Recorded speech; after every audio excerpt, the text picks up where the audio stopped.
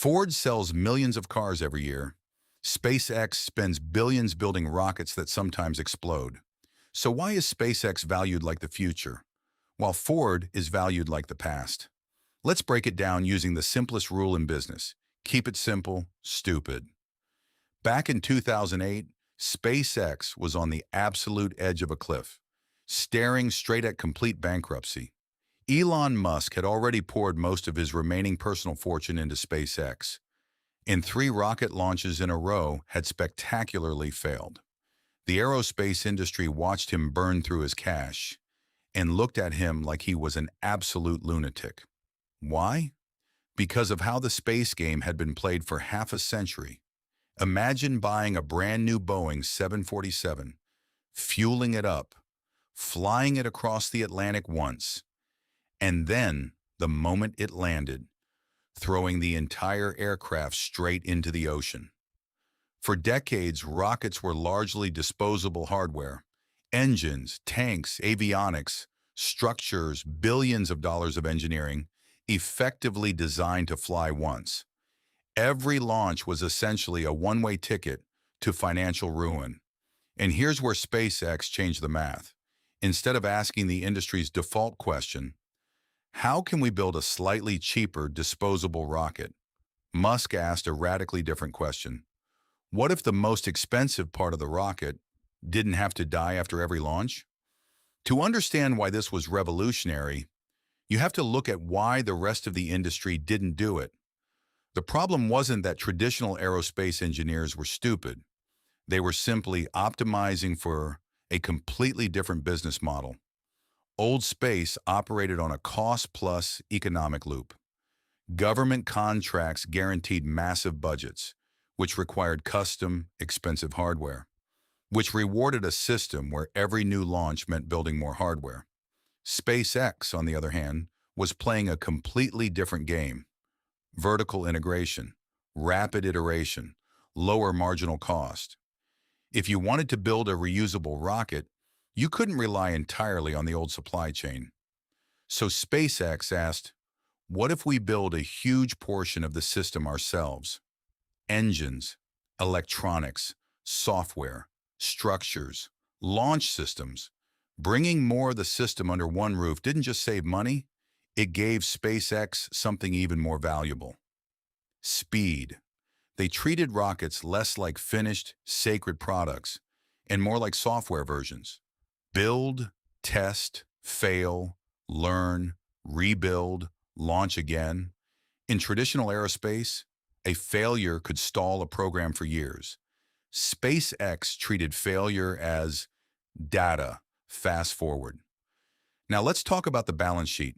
If you looked at SpaceX through the lens of a traditional business, your accountant might have a heart attack. They spend enormous amounts on research and development, blow up multi-million-dollar test articles, and operate with economics that would terrify a normal CEO. Meanwhile, Ford sells actual physical cars to actual breathing humans every single day. So why is SpaceX valued like a golden goose, while Ford is priced like a stable old horse? Here's the keep it simple, stupid truth. Ford makes things that people need today. SpaceX is building a moat around markets that barely exist today.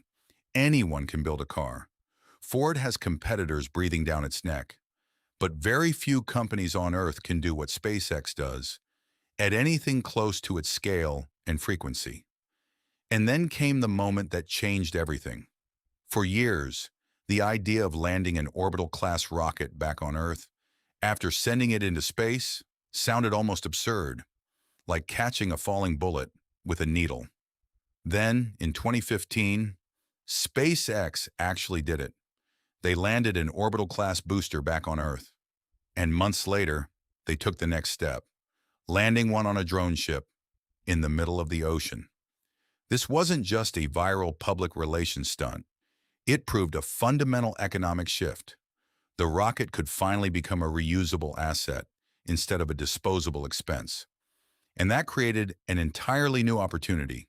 SpaceX now had something incredibly valuable: cheap launch capacity. And instead of only selling that capacity to other companies, they could use it themselves. That business became Starlink. Suddenly, SpaceX wasn't just selling launches to other companies. It was using its own infrastructure to build its own satellite network and monetize it every single month. That's a completely different business model. Think about it.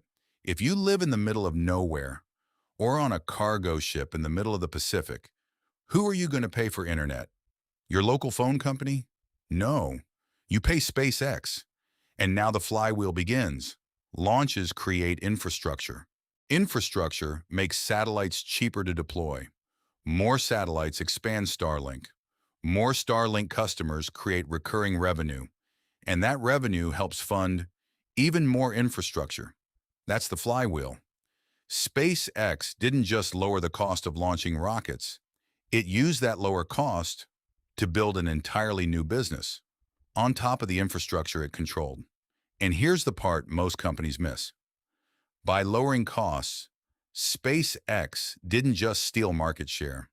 It made the market itself bigger.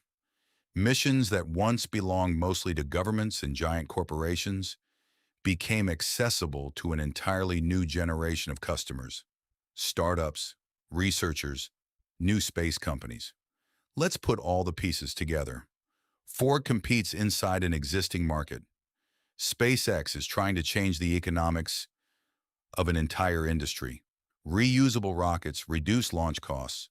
Lower launch costs make more missions possible. More missions create more demand. And Starlink turns that infrastructure into recurring revenue. Business Decoded. The lesson isn't to build rockets, it's to control the infrastructure. That makes the next market possible. Don't just compete for a piece of the market, change the economics of the market and make the market bigger because you exist. If you enjoyed this breakdown, subscribe and welcome to Business Decoded.